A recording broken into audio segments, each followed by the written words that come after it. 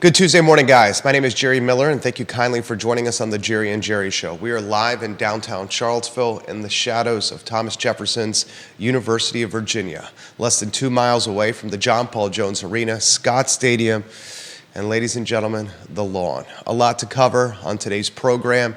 We are willing and encouraging of you, the viewer and listener, to offer thoughts and perspective on this Virginia basketball team.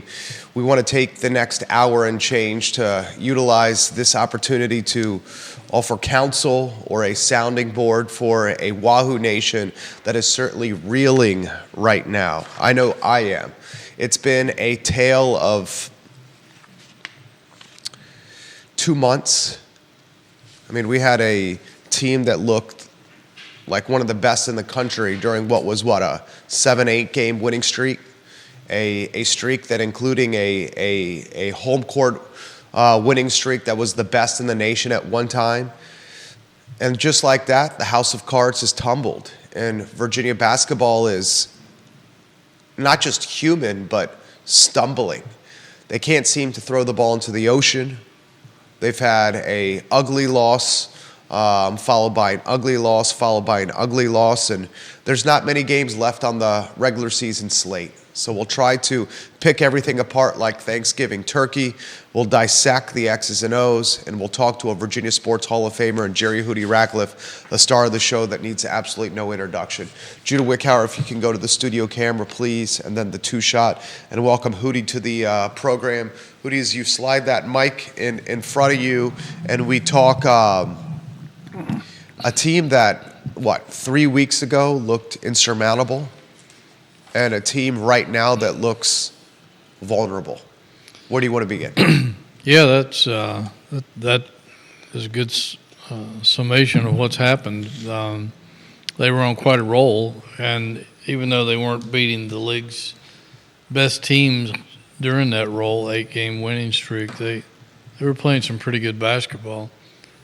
Now, they're still playing really good defense, but we all know that will only take you so far, especially if the other team plays pretty good defense as well.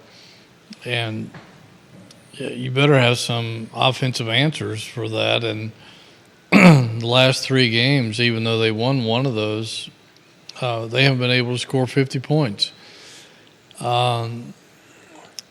It's tough. I mean, I think that back early in the ACC season, some coaches were smart enough to figure out a good way to stop Virginia, at least their best chance, and that was to shut down McNeely at all costs and to try to limit Beekman as much as you can and let the other guys beat you, because they were pretty much unproven, consistent scorers. And that formula worked, and then it seemed like Virginia had some answers. A couple of guys emerged and stepped up and found some offense.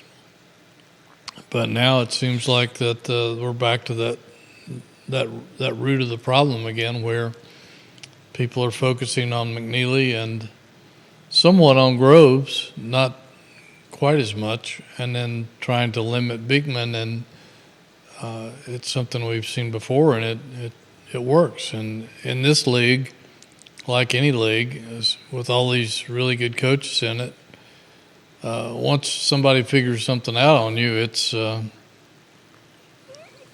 gets passed around, Xeroxed. Well, I don't know if you Xerox stuff anymore or not, but it gets. We'll use the word clone. It gets passed around to where there's no secrets, and so that's what Virginia's up against, is trying to find somebody in the rotation that can help them get out of this funk, this nightmare, this hangover that they have offensively. I mean, you said it perfectly. We got a North Carolina team that's coming to the John Paul Jones Arena, and the JPJ has been UNC kryptonite. And it's been UNC kryptonite for years. Yeah. Virginia basketball played an offensive nightmarish game against the Tar Heels, yet found itself in the game up until crunch time, up until the very end, because of its fantastic defense. It limits fast break points.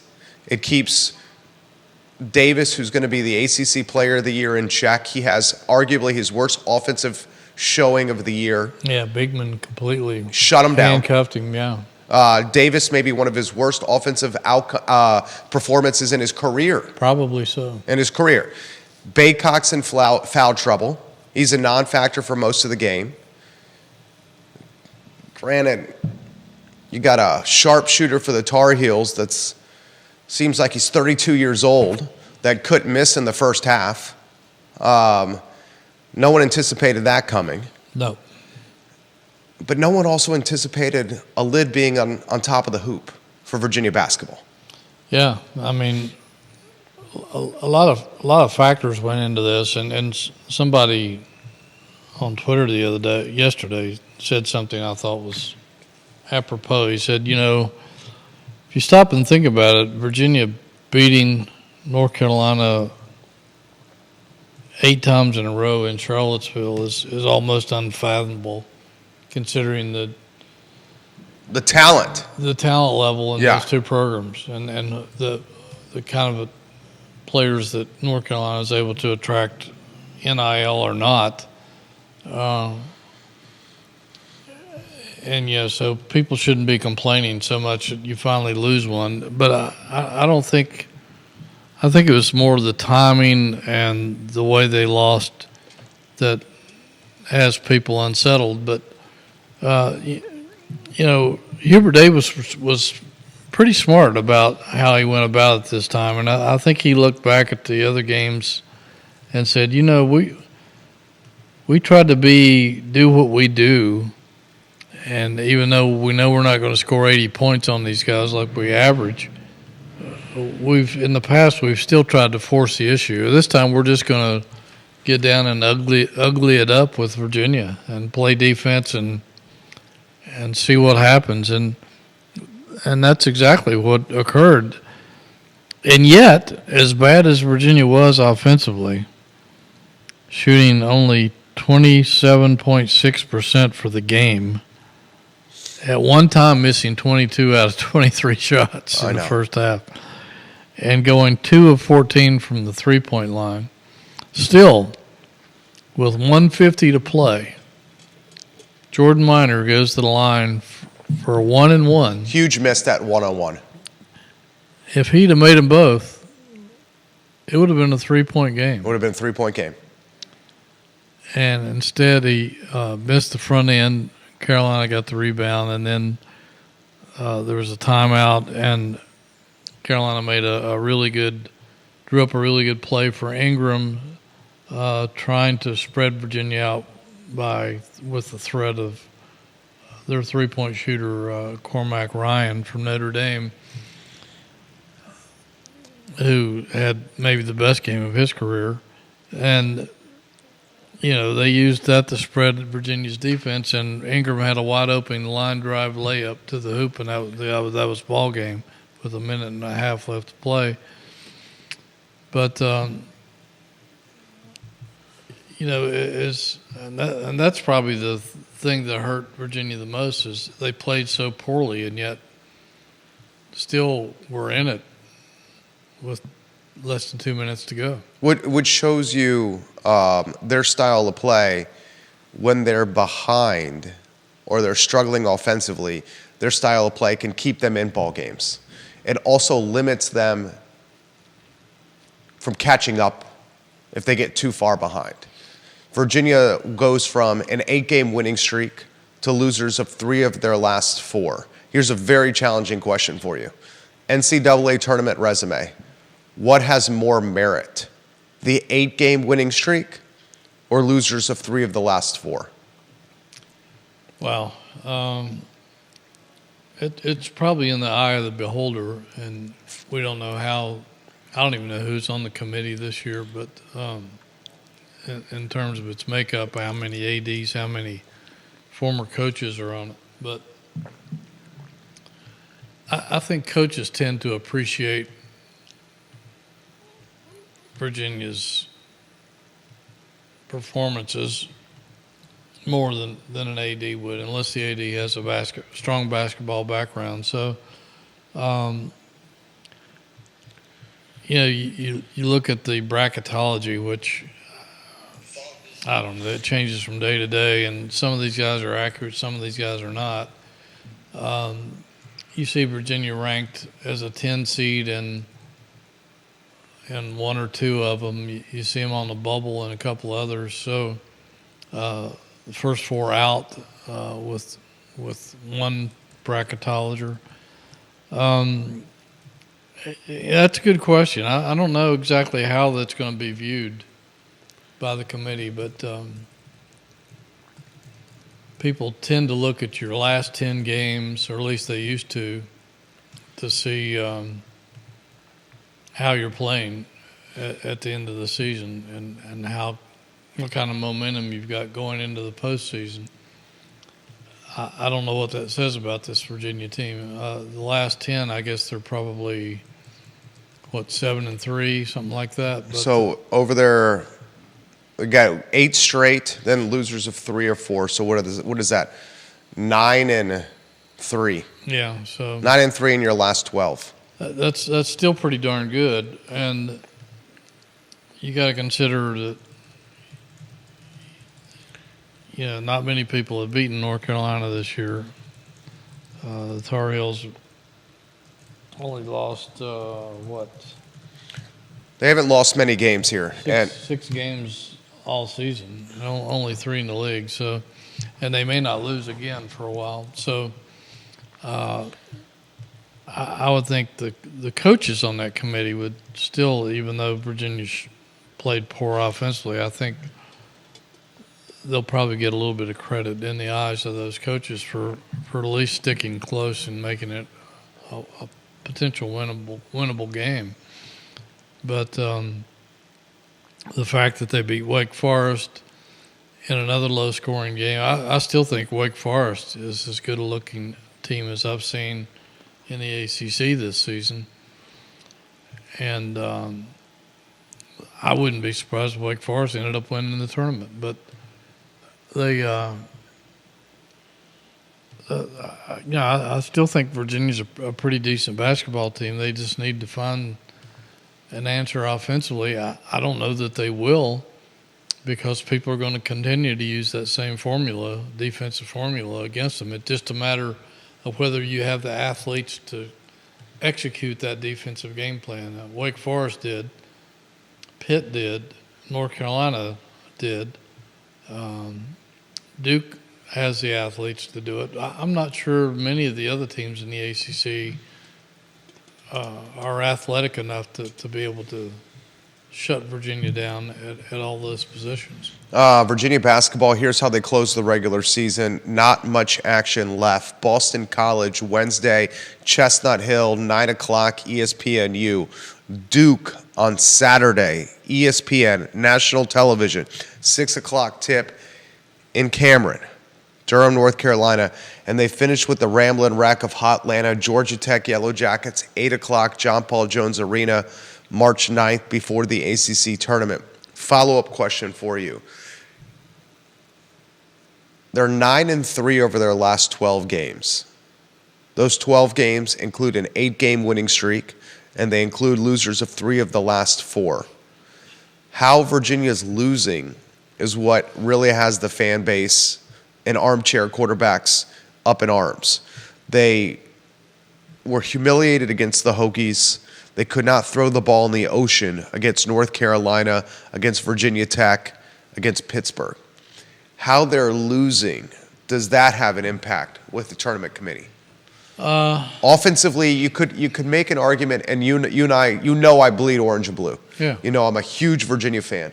Offensively inept is how I would potentially describe it. Yeah, they are, and I didn't think they would be. I thought in the preseason they had enough offensive talent to be pretty good, and they have been pretty good. I've been disappointed in Rhodey. I think he brings some good aspects to the game, but his shooting has not been anywhere close to what we thought it would be after he was such a good scorer at a mid-major before transferring here. And he's made a couple of shots over the last few games, but he's just not making enough of them. Teams are not guarding him. They're inviting him to shoot. And that gives you one more defender down in the paint to shut things down, to cut off a driving lane. They're doing the same thing to Dunn, unfortunately, and I thought his offense would be a little better than what it's been. He's great around the basket, but anywhere from 10 feet out, it's very shaky at this point. So when you got 3 guys on the floor who can score and 2 that you don't have to guard, that makes it awfully hard for you to execute your offense. And it puts undue pressure on McNeely and Bigman, and even Groves for that matter, because if you're not having to guard Rhodey and Dunn closely, that means you can slough off and help put defense on those other guys, and that makes their jobs harder. And I don't know what the answer is other than some of these guys stepping up and making baskets. And, you know, Minor gave them some relief at times. Buchanan has come on. If they can get scoring in the paint, that takes some of the pressure off. But, you know, they really need Groves to get his shooting back online again. He was pretty much a non-factor against North Carolina. I mean, pretty much every single night, McNeely, Groves, and Beekman have to have their best offensive games or darn near close to it for this team to be able to win. Yeah, absolutely.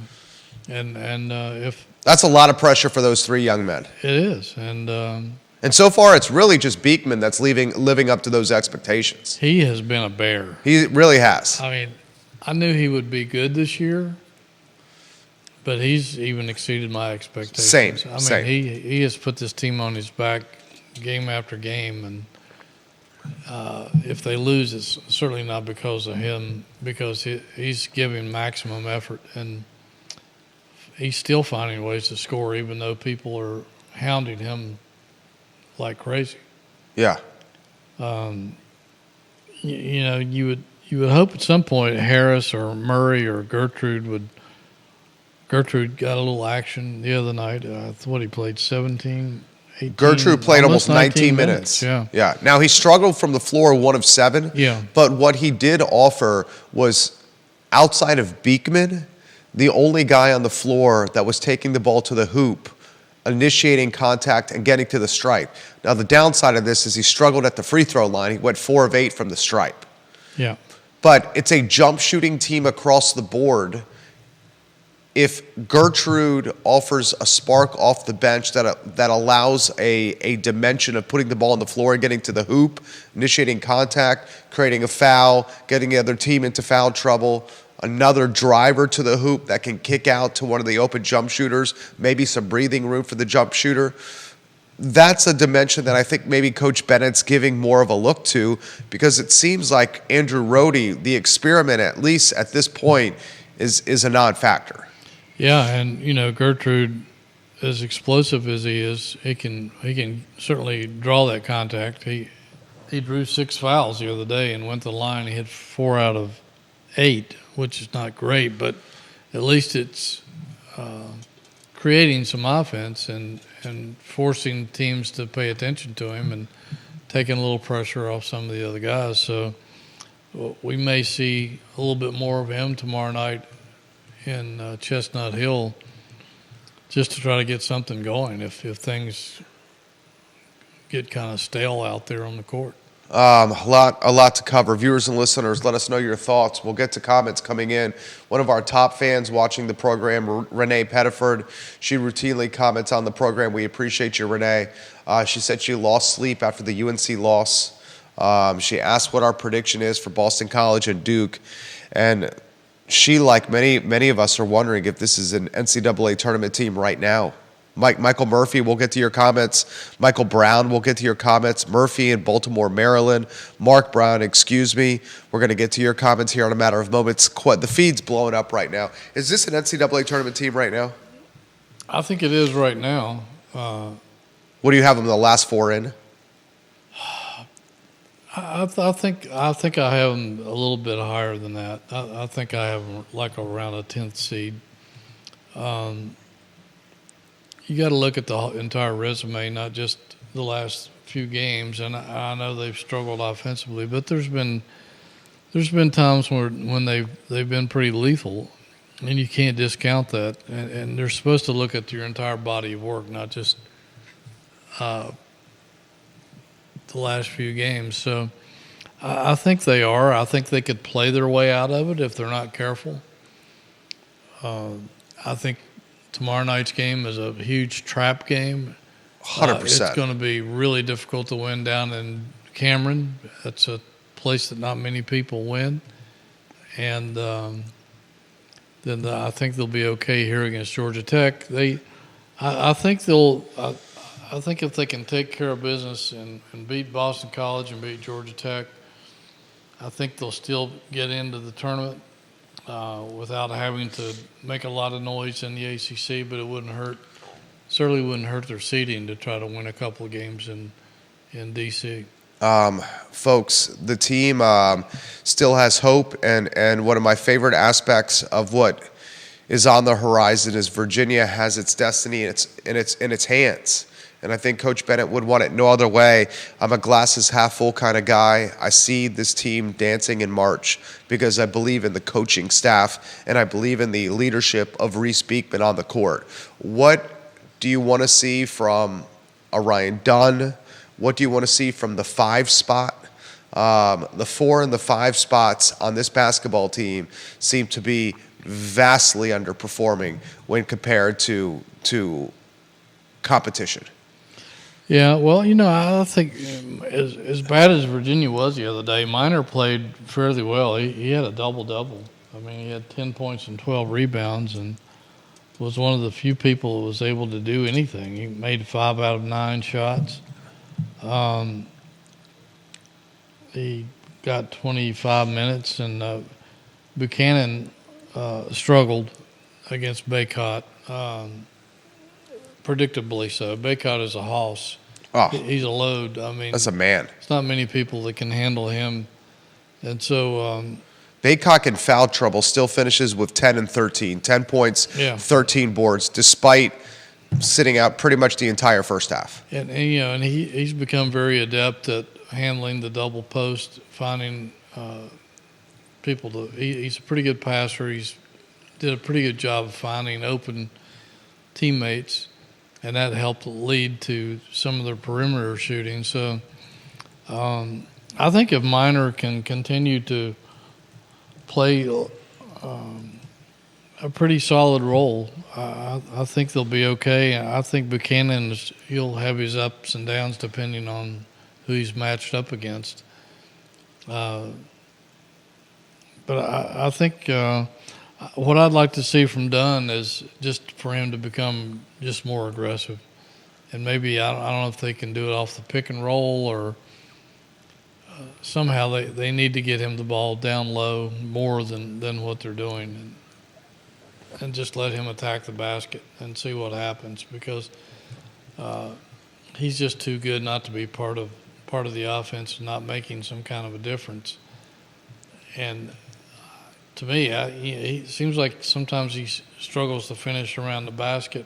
Sometimes he's unstoppable around the basket, but sometimes he leaves too many on the rim or puts it off the backboard. But I think he's going to be a key player down the stretch for them. And should they make it into postseason, which I think they will, I think he's just going to be a key component as to what this team does, is because with his leaping ability, his length, he can be a difference maker. And if he's contributing 10, 12, 14 points a game, that makes him much harder to beat. Oh, 100%. And maybe even more important, the 10 boards. Yes. For a team Well, that I is. think the boards will always be there, but Yeah. I think the offense is where he can make or break this basketball team. Very well said. Very well said. Ryan Dunn, I got to highlight his line. 2 points, 4 rebounds, 3 personal fouls. He did have the 3 blocks, 24 minutes of action. Defenses are almost playing as if Ryan Dunn is not on the floor offensively.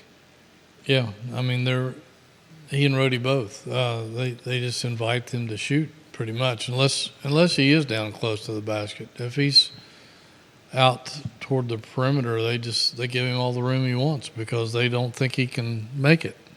And until he makes people believe it, they're going to continue to do that. And it's as simple as that. And Rhodey as well. And we've already discussed how that impacts the rest of the offense. And you just really can't afford to have guys that just go unguarded that can't contribute offensively. It's not going to work. Do you pull Rhodey at this point? I would definitely cut his minutes and distribute them between Murray and Harris and Gertrude and see if any of those guys are hot, if anybody can make something happen.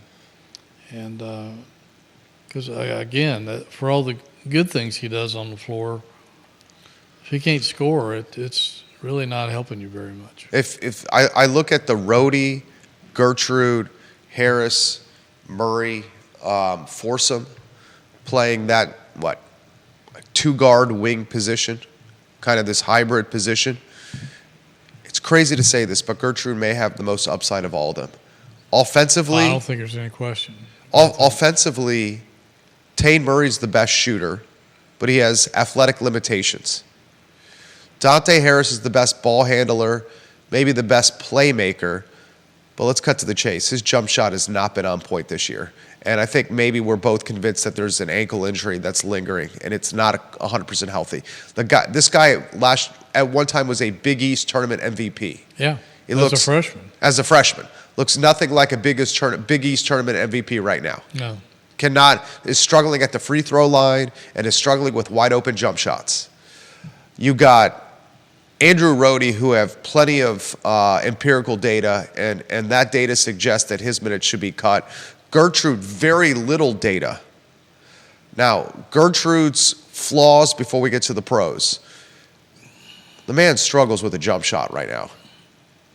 Whether it's a lack of confidence, whether it's mechanics, whether it's just he needs more reps in the gym, whether at the high school level he was just so much more explosive and athletic than everybody else. He could just get to the hoop and score at will that way and didn't have to really worry about a perimeter game. Maybe it's all of it with him. Yeah. But the upside of Gertrude is he's long, he's got height, he has lateral quickness, he's a defensive beast, he gives you effort, and he could go to the rim and create around the rim, which none of the other guys can.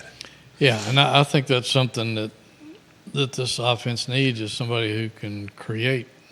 Beekman really is the only guy who can do that for the most part, and if you've got another guy on the floor who can drive to the basket and dish and find other open shooters, draw contact, as you said, that makes them a little harder to guard.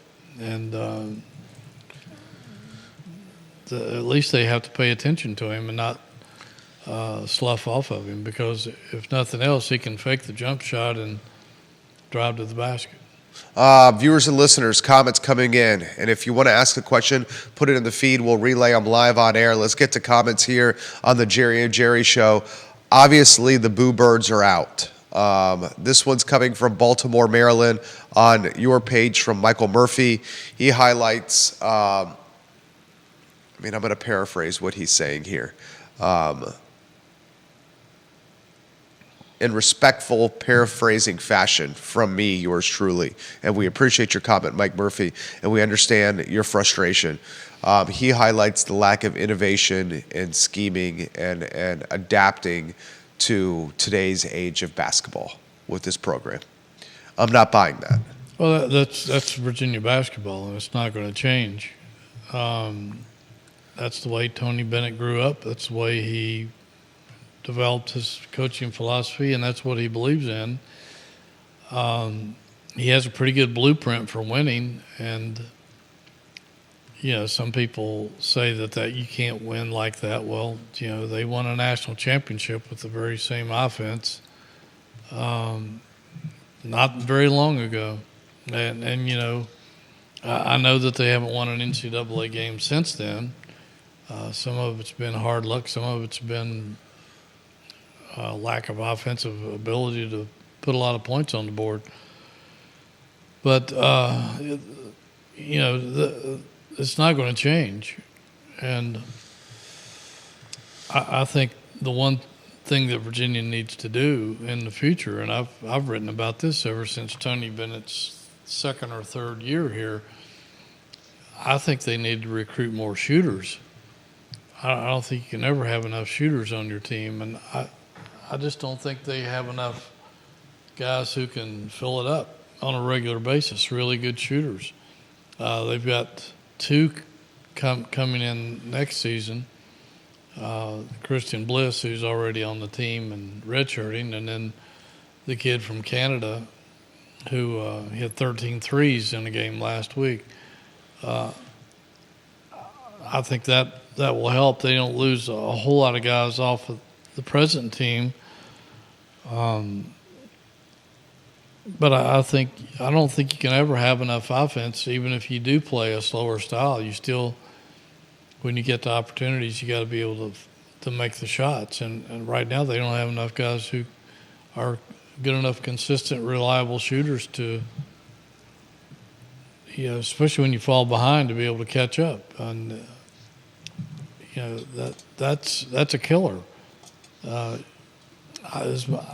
appreciate defense as much as anybody does, but it doesn't do you any good to hold somebody under 50 if you can't score over 50. So I appreciate what he's saying. I know what he's alluding to, but this is the offense that Virginia has, and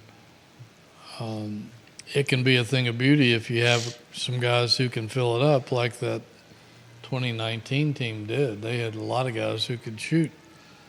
This team doesn't.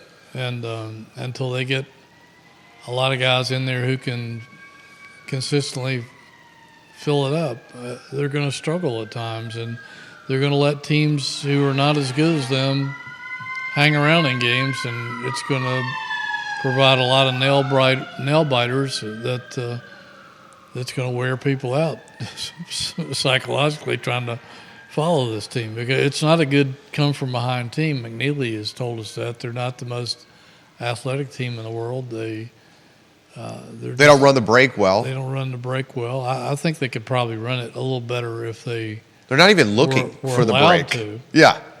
But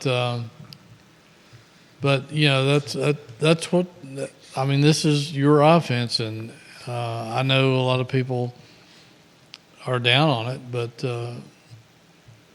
there have been teams in the past where they said, "Oh, well, you can't win with the Wisconsin offense. You can't win with the Princeton offense." Well, you can, but you've got to have guys who can shoot, and I think that's the bottom line. A lot of comments here, Hootie.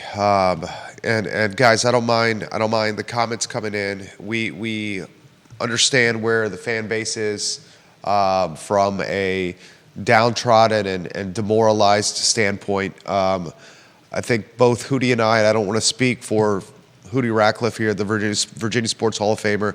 We're glasses half full kind of guys. Yeah. I very much, and I know he does, believe in this coaching staff. And I want to continue emphasizing that Virginia is still in the driver's seat in that it can determine its destiny. It's not like it's waiting for other teams to lose to get off the bubble. Like Virginia, depending on who you follow, is in this tournament. Some are saying right on the brink of being in, but still in is in. This one's come in to the mix.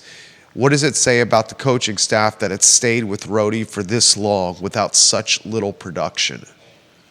Well, I think he's like a lot of other players that he has a role, and there are certain things he does well, and he practices well. He's a good defensive player.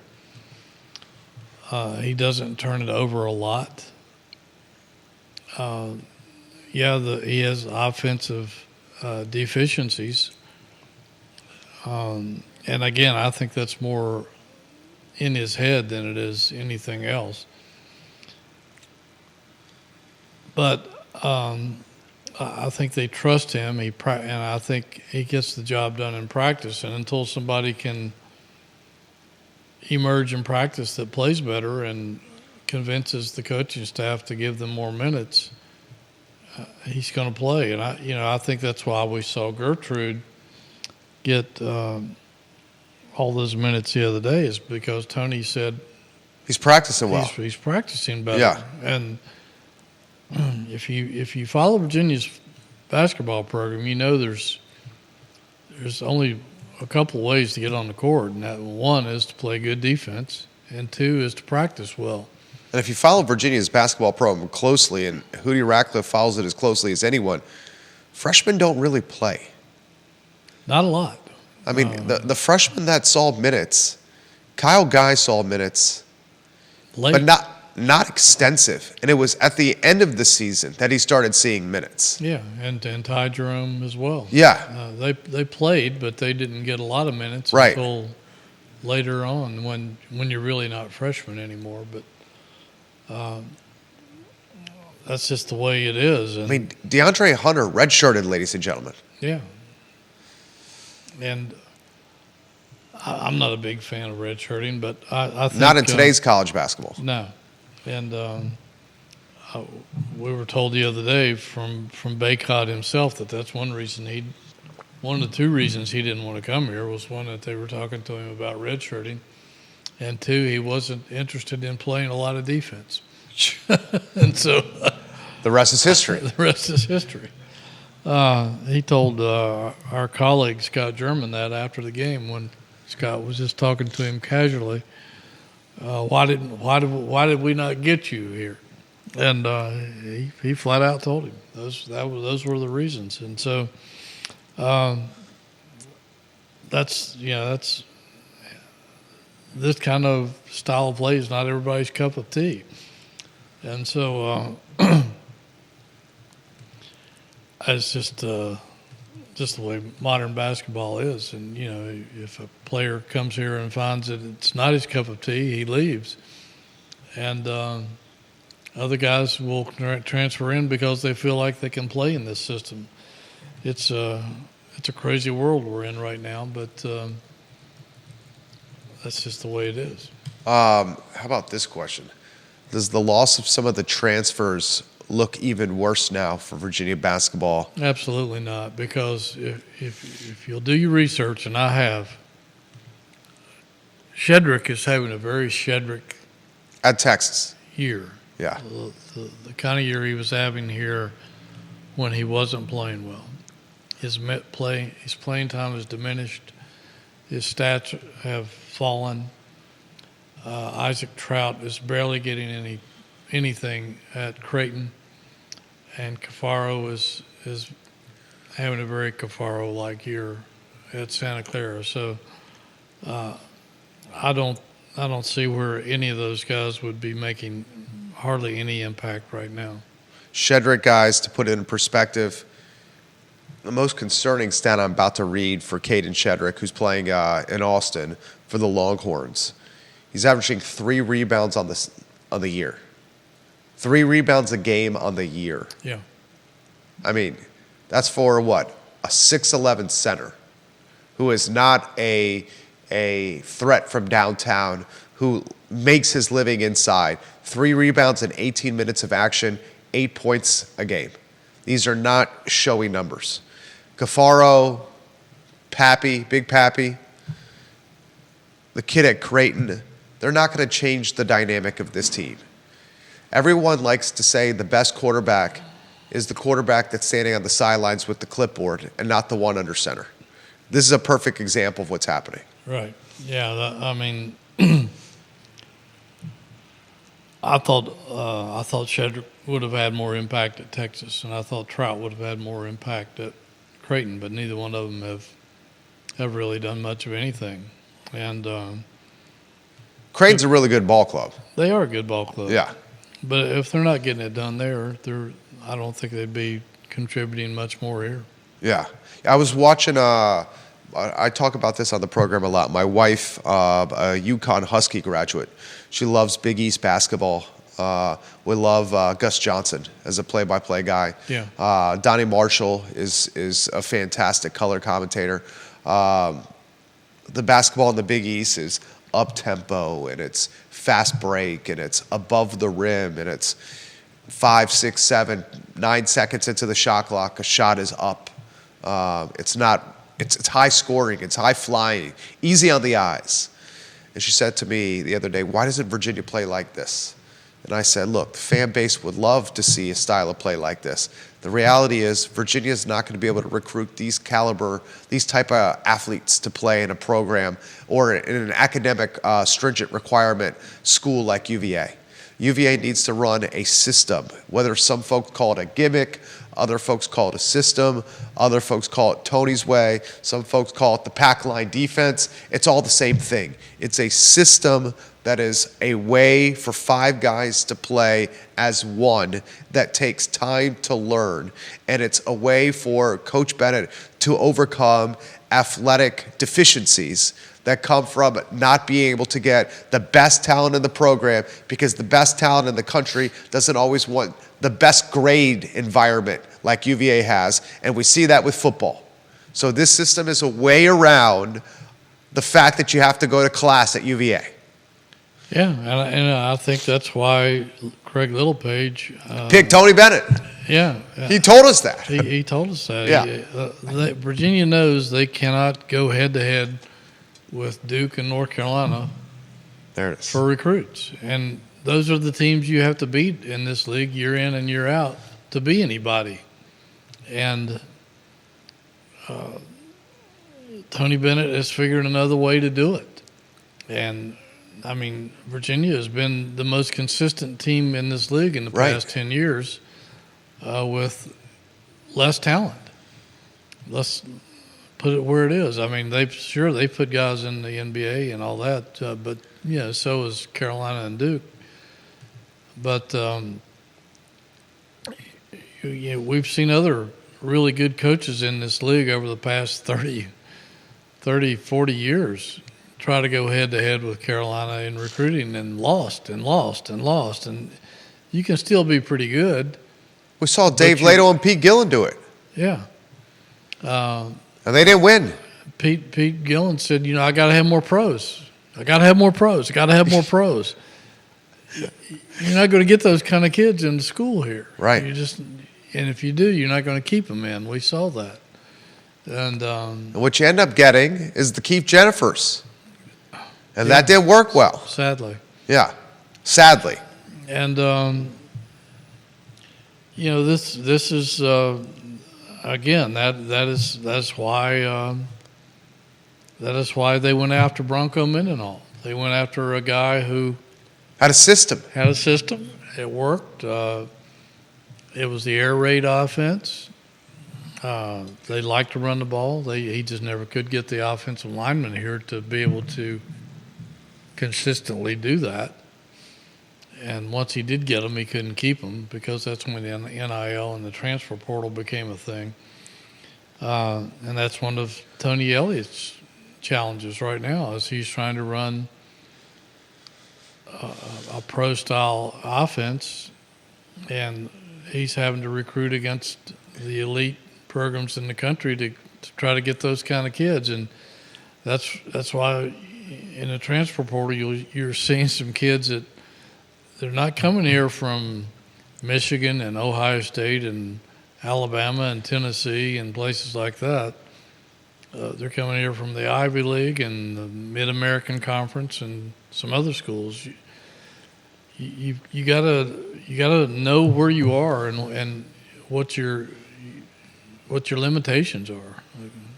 The old movie line was a man's got to know his limitations or something like that. And that's what it is at Virginia in football and basketball. Yeah. Not in other sports because they're not having to compete against powerhouses with bukus of money for athletes in those sports, but football and basketball you do. A lot of comments. Let's get to more comments for you. This one's coming from Richmond, Virginia. Kelsey's watching the program. They're streaming us right now at their office. I agree with what you both have to say about this system and why this system is in place. You guys are both right on that. It seems from our standpoint, however, that the system is not keeping pace at where it was in 2019, and everyone is asking why. Well, look at the talent you had on that team. You had a McDonald's All-American and Kyle Guy who, if he was 2 or 3 inches taller, he'd be in the NBA. Kyle Guy was a stone-cold killer. Yeah, I mean, he could shoot the eyes out of Yeah. it. He was fearless, Kyle Guy. Kyle Guy wanted to eviscerate opponents on their home floor in front of their mothers and grandmothers, and he took joy out of it. And There's no one on Virginia's team that has that mindset. Yeah. Well, maybe Beekman does. Yeah, and Ty Jerome was The same way. just as bloodthirsty Yeah. when it came to that. Exactly. And a hell of a player. Right. And then you got DeAndre Hunter, who was the All-star in the best player NBA. of all of them. Yeah. You had some other really good players, Diakite, who has flirted with some time in the NBA. Jay Huff, who's Same. same. Yeah. Braxton Key, same. That team had a lot of talent on it, and that might be the most talented team Tony's had here. Definitely. I know they've had some other teams with some His NBA entire guys front. like Joe Harris and Brogdon and stuff, but that was a pretty loaded basketball team. He had a backcourt full of pros Yeah. and a front court full of pros. Yeah. Not many people are going to put that kind of talent on the floor. Right. We may never see a team like that here again in terms of overall ability. I mean, and the thing I liked most about that team was what you said it was their mentality. It wasn't their talent. They were dogs. It was their mentality. Yeah. They wanted to kill you. Right. Ty Jerome wanted to make that three-point dagger at Duke and turn around and give the bird to the crowd. He didn't give it to the crowd, but that's the kind of mentality you need. Kyle Guy They intentionally. don't have guys like that. Kyle Guy, in the beginning of his career, intentionally wore his hair in a way where he became the joke of opposing arenas for the sole reason of then laughing at the arena after he hits big shots in front of their faces. Yeah. Do you understand the moxie you have to have as an 18 or 19-year-old to wear your hair in a man bun, know that you're going to go into an opposing arena and be chastised for the man bun, Yeah. not give a duck, and I use duck, I didn't use the F word there, not give a duck about what people are saying about you, and then go perform. Yeah. Few people have that mindset. Yeah. And I know personally that a couple of those guys, some of the Virginia people that doubted some of the players on that team, they felt the same way about those Virginia fans. You could use the F word Yeah. because they disdained anybody who didn't believe in them, including their own fans, who sometimes wrote them off. And so that's the kind of attitude you've got to have to win big in college sports. And I don't know if they've got enough of those kind of guys on the roster right now. Outside of Beekman, do they have any?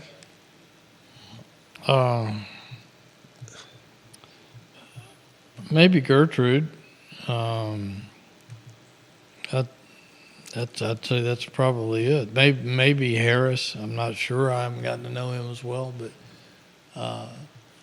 they're the kind of guys that would chew you up and spit you out if they got a chance. What's going on with Harris? I don't know. I don't think his ankle is 100%. but I don't know his all-around mental or not capacity, but his mental approach to things, because we don't get to talk to these guys like we used to. We used to, even a few years ago, they would bring, now they bring two guys to the podium for 5 or 6 minutes after a game. They're in a setting with a whole room with TV cameras and stuff, and some of them are pretty candid, some of them are not. It used to be they would bring 2, 3, 4 guys into another room you could talk to for 15 minutes or so, and you got to know the guys a little bit more. You got to know a little bit more about what they were thinking and things like that. But you don't get that interaction with them anymore. So it's hard to get into the heads of some of these kids. Why Boston College trap game? Fans are asking you right now, including Erica. And I want to highlight this. I 1,000% agree that Boston College is an overlooked game. I'm going to get out of your way, but anytime Duke is on the schedule, you can't help but look down the calendar. And I don't even know if it's as much about Duke as it is just it's a 9 o'clock game in Chestnut Hill. I don't know how many of you out there have ever been to Boston College for a basketball game. I've been there a few times. It is the worst setting for basketball in the ACC. Put it in perspective. I have bar not. None. I have not been there. Put it in perspective for us. It's a small gym. Most of the people up there don't give a rip about Boston College basketball. The last time I was there were more Virginia fans in the arena. The UVA, the Boston UVA club made more noise than the rest of the entire BC fan base that was there, which weren't many. I don't know that it'll be that way again tonight or tomorrow night, but the few times I've been there, that's the way it's been. It's usually, this time of year, it's usually a dark and dreary day in Boston. It's a pro town. Nobody gives a rip about BC athletics. They have, they have their core base, but generally nobody cares. And you're up there, like I said, you've been waiting all day to play this game. You get in the arena. It's a dead atmosphere. It's a 9 o'clock game. Most ACC fans, I don't think, pay much attention to BC. They don't watch them on TV. They don't know that much about their team. It's just a setup that if BC has any fire to it and is playing well, you could be in for a long night, and we've seen that happen. They've lost a couple of times up there when they shouldn't have, or at least a couple of games where it was down to the wire that shouldn't have been. And BC has won, I think, 15 games or something? I have it right here in front of me. They've lost 10. Boston College is 15-12 overall, 6-10 in league play. Yeah, so I bet you most of the people watching this show right now haven't watched an entire Boston College game this season. I would bet you most of the people watching this show right now couldn't name a single player on Boston College's roster. Probably right. And I'd bet you 75% of the people watching this show right now don't know Boston College's head coach's name. Probably right. And I'll bet you 99% of the people out there watching this program have never been to a game at Boston College. I've never been to a game at Boston College. So, yeah. And if it wasn't my job, I would have never Yeah. been to a game at Boston The Hootie I know doesn't love the cold. Exactly. And it gets cold up there, believe me. Some of the coldest nights I've ever spent has been in Boston. But to me, it's a classic trap game where your mind might not be 100% on getting the job done. And they have one of the most underrated players in the ACC for sure, in Quentin Post, 6'11" kid who has given Virginia fits at times. Not only can he score inside, but he's got a nice three-point shot for a guy that big. And they've got some complementary parts, but you go into that arena, and if it's a bad atmosphere and you don't have your head screwed on straight, and they feel like that they can pull off an upset, and your style of play is going to keep them in the game, you're asking for trouble. And that's why I think all those reasons is why I think this is the classic trap game. Matt Hines watching the program right now. He says, I got a genuine question for you guys. And this is based on our analysis of the system, that why UVA is choosing to run this system. He says, Duke and UNC, both highly rated academic institutions. Some rankings have them higher than UVA, depending on what metric you look at from a schooling or academic standpoint. He says, are you saying that they do not hold their student athletes to the same academic standards that the University of Virginia does? I'm saying absolutely that with UNC, okay? Absolutely. And there's plenty of proof in the pudding for that. Rashard McCants has basically said he never had to go to class and he had people writing papers for him. Right. I mean, we know that for UNC. I am not saying that for Duke. Yeah. Again, I don't know about Duke. I've heard rumors that some of these schools get exceptions when it comes to athletics. I can't prove that. I've been told that by some very reliable people, not at UVA. Some other people around the league. Some of the people maybe on those campuses. I remember one ACC coach in particular. I was in his office one day, and he pulled out a file and showed me the SAT scores and some other things, and he said, I couldn't get these guys into school. He said, you know where they are? I said, no. And he said, they're all at Duke. And so, again, I'm not going to throw shade on Duke and Carolina because I don't know what their academic requirements are or their processes are, but you hear things from reliable sources, and again, I'm not throwing shade on Duke or Carolina, but I do know what the academic restrictions are here, and it's no joke. Well said, Hootie. Comments coming in fast here. Kevin Yancey in Waynesboro says, has Virginia limited itself to only being able to recruit 10% of available talent? I don't think 10% is the right number. I think, again, we're going back to the NIL again as well, which we talked a lot about in football. Some of these guys are at some of these schools have some incredible NIL deals. One of the Carolina beat writers asked Baycott the other day just how many NIL deals he had at Carolina, and he said, I don't know. He said, there's a lot. Some people say that's one reason he decided to stay there. That's why he came back. Yeah. So he's making more money than he would have as a pro. Yeah. Because he's probably just another big-bodied four. Yeah. I mean, look at what Baycock does. I mean, Baycock is a hell of a college player.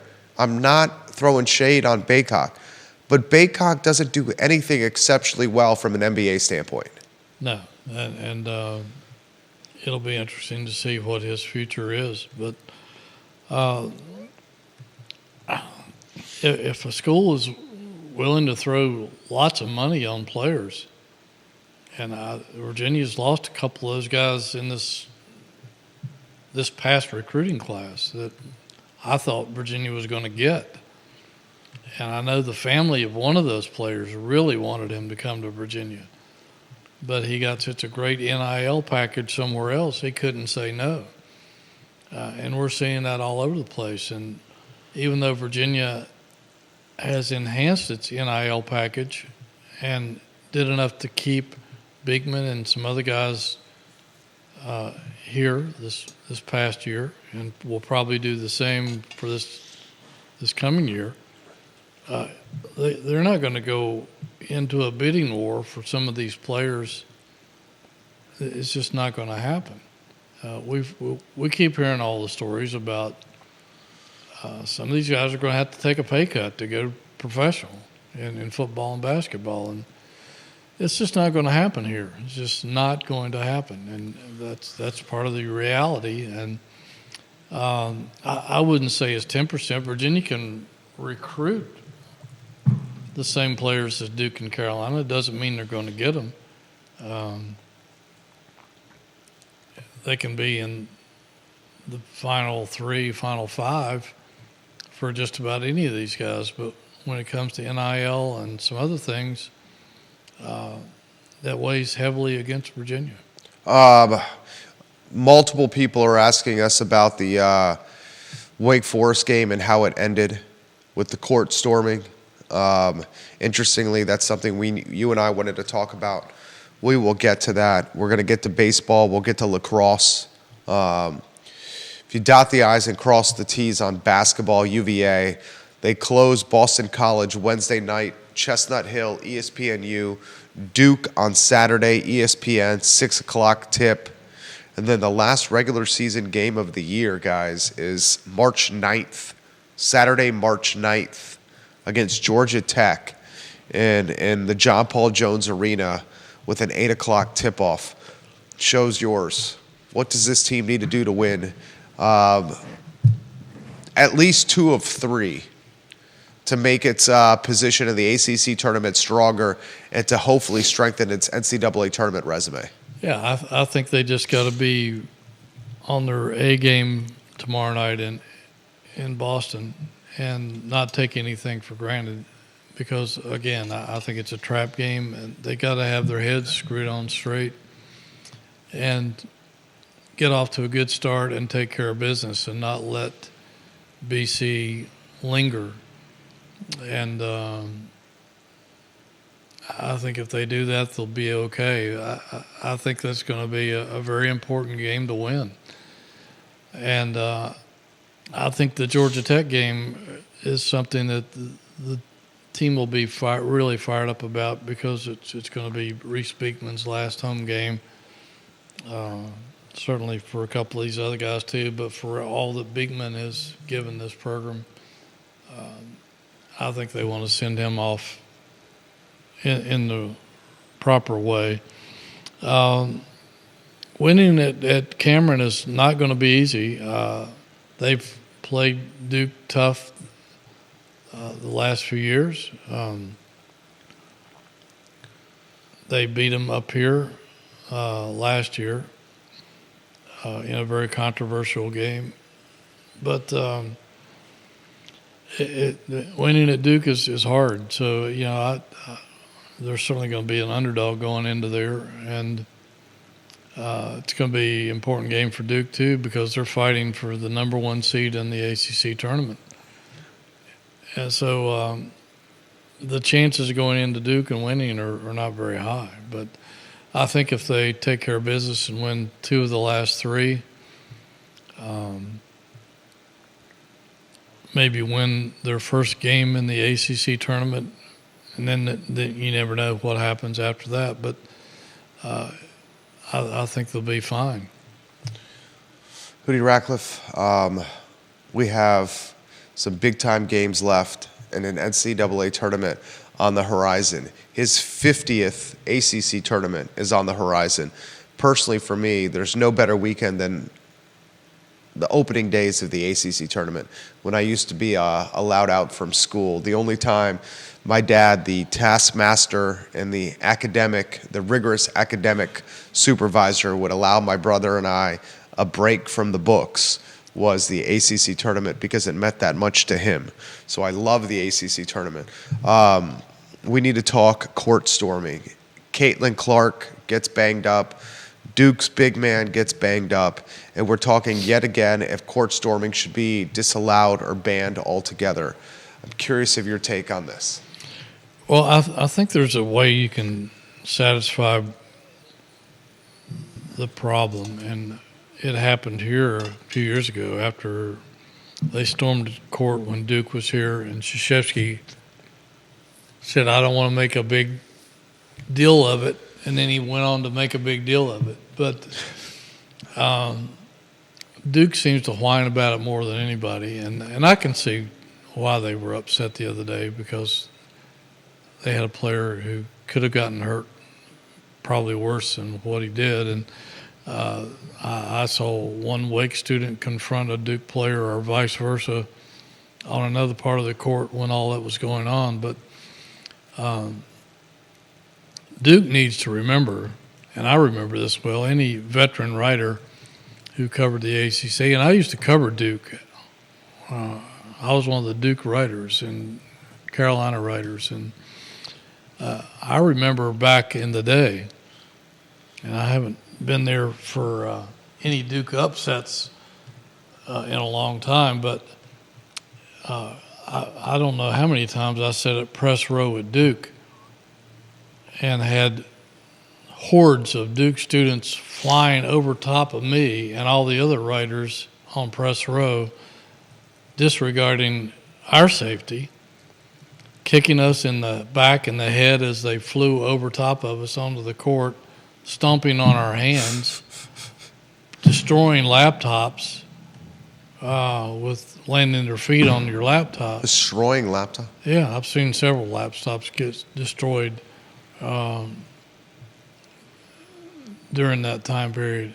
And we as an organization complained about it, and it took forever for Duke to do anything about it. So, Duke needs to remember that. They have been just as big a culprit of that as anybody else in the league. But I do think that there is a solution to it, and I don't think you have to fine anybody. I think what Virginia did after that one incident against Duke is that they had a ton of the security people that at the end or toward the end of the game, they formed a line from all the way down where the players are for both teams on that side of the court, anticipating a court rush. A couple of times I think there was a court rush, and maybe one or two times there wasn't, but they were prepared. They had a whole line of security stretching from one end of the floor to the other. At the end of the game, they let the players go through their handshake lines and run off the court behind the security in a single file, straight to the locker rooms. People were able to rush the court and celebrate out on the court, and it didn't interfere with the celebration. It didn't jeopardize the health of any of the players or coaches. So I think that is a solution if the schools will just make the necessary arrangements to anticipate it. This comment's coming on the court storming. Court storming and college basketball go hand in hand. Removing court storming from college basketball turns college basketball into the NBA, and nobody wants that. A lot of truth into this. Well, yeah, no question. A lot of truth into this. I think I've mixed bag on the court storming. First, court storming and rushing the field in football, from my standpoint, two very different things. When you have a football field and a football stadium, you have much more room to storm. And because you have a larger field, a larger area to storm, it's safer. Basketball arenas, the hardwood, the playing surface of basketball is so limited, it's way more dangerous. It is way more dangerous, and people can get stampeded. And if you've ever been at a concert of any kind and you've seen how quickly a stampede can turn into death or injury, it's very scary.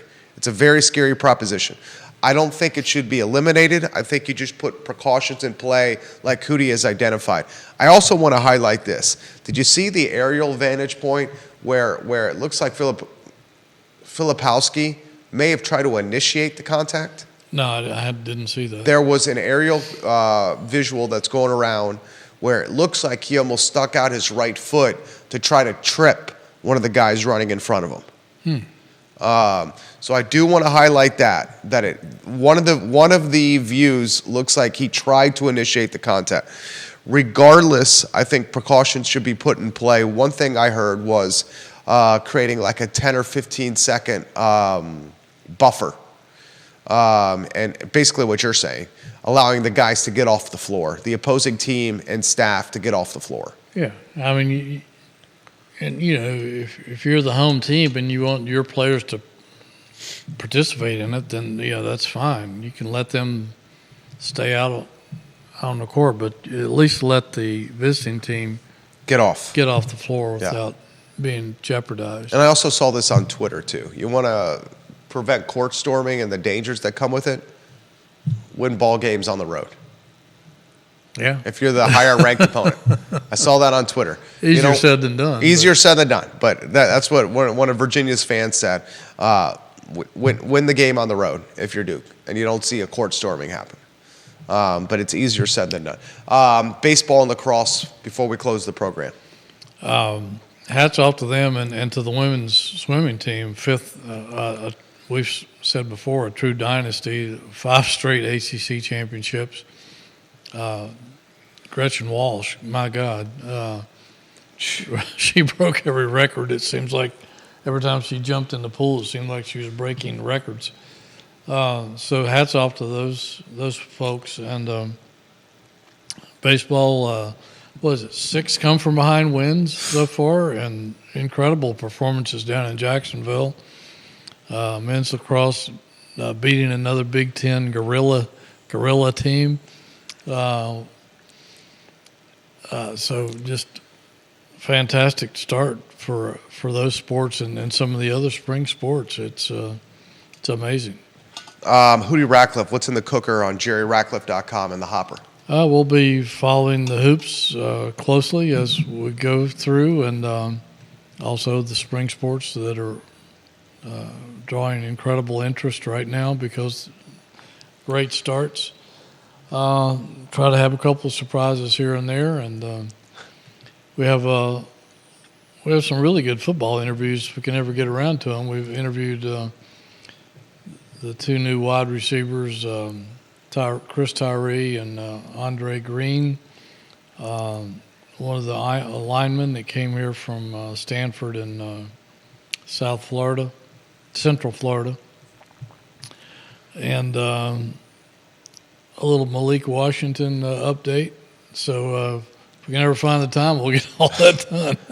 Hardest working man, guys, in sports journalism, Jerry Hootie Ratcliffe. JerryRatcliffe.com, the website, JerryRatcliffe.com. I am on his website every single day reading the content that Hootie, Scott, and their team are churning. And it's frequent, it's consistent, it's an in-depth, and it's robust, and it's fantastic. And also kudos to a guy that we love, Jeff Jones, who announced his retirement from college basketball yesterday. He's going to focus. We got to get him on the show. Going to focus. He'll be a great guest. Great guest. Maybe it's hard to figure out exactly how to phrase it. Maybe the best guy ever covered in terms of college basketball, because he was just so easygoing and accessible, and just a great relationship, and always honest. And we're going to miss him in college basketball for sure, but he's going to focus on his health and good for his him. Family and being happy. And that's out of the pressure cooker and to a more casual lifestyle. Good for him. Good for him. He's certainly earned it. Judah Wickhauer, Mr. Consistency behind the camera. MVP, no doubt about that. Jerry Hootie Ratcliffe, Jerry Miller, the Jerry and Jerry Show, guys. Tuesdays, wherever you get your social media and your podcasting content. The I Love CVille Show, folks, is up in 56 minutes. Thank you kindly for joining us on the Jerry and Jerry Show. So long.